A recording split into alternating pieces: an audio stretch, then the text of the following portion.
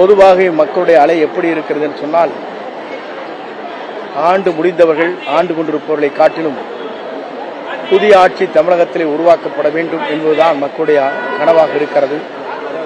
அந்த கனவின் அடிப்படையில் இன்று தமிழக வெற்றிக் கழகத்துடைய தலைவர், நம்முடைய வெற்றி தலைவர் இன்று ஆட்சியிற்கு உரை மட்டுமல்ல, எதிர்கால தமிழகத்தை ஆள்வதற்கு, எதிர்கால தமிழகம் இந்தியாவிற்கு ஒரு எடுத்துக்காட்டாக விளங்குவதற்கு இன்று அவருடைய உரை மட்டுமல்ல, அவருடைய தேர்ந்தெடுக்கப்பட்டிருக்கிற 234 சட்டமன்ற வேட்பாளர்களும் நாளை ஆட்சி கட்டளை அமர்வதற்கு மக்கள் சக்தி ஒருங்கிணைக்கப் போகிறது என்பதைத்தான் இந்த நிகழ்ச்சி காலையில் எடுத்துக்காட்டியிருக்கிறது என்பதை மகிழ்ச்சியோடு நான் தெரிவித்துக் கொள்கிறேன்.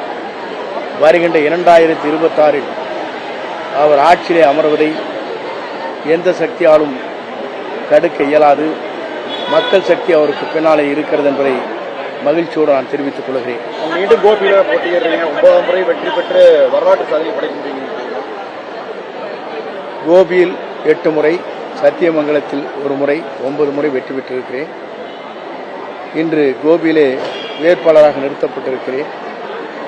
மக்கள் ஆதரவோடு, மக்களுடைய அன்போடு, மக்களுக்கு நான் செய்திருக்கிற பணியின் காரணமாக எங்கு சென்றாலும் இந்த 40 ஆண்டு காலம் எங்களை பொறுத்தவரையிலும் முழு பாதுகாப்பு அளிக்கின்ற நிலையே தான் உங்களுடைய பணிகள் இருந்திருக்கிறது என்பதை எல்லோரும் எடுத்துச் சொல்லியிருக்கிறார்கள். ஆகவே என்னை பொறுத்தவரையிலும் மக்கள் சக்தியை ஒன்றாக திரட்டி மக்களிடத்தை செல்வேன், மக்களுடைய தீர்ப்பை ஏற்றுக்கொள்வேன். விஜய்க்கு எதிராக இந்த ஜூலிங்கிறவங்க அங்கே நின்று நான் பிரச்சாரம் பண்ணினேன் அப்படிங்கிற மாதிரிலாம் பேசியிருக்காங்க.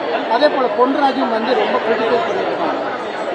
அவரை போன்றவருக்குத்தான் 2 நாட்களுக்கு முன்னாலே நேரடியாக நம்முடைய காவல்துறை தலைமை இயக்குநரிடத்திலே மனுவை தரப்பட்டிருக்கிறது.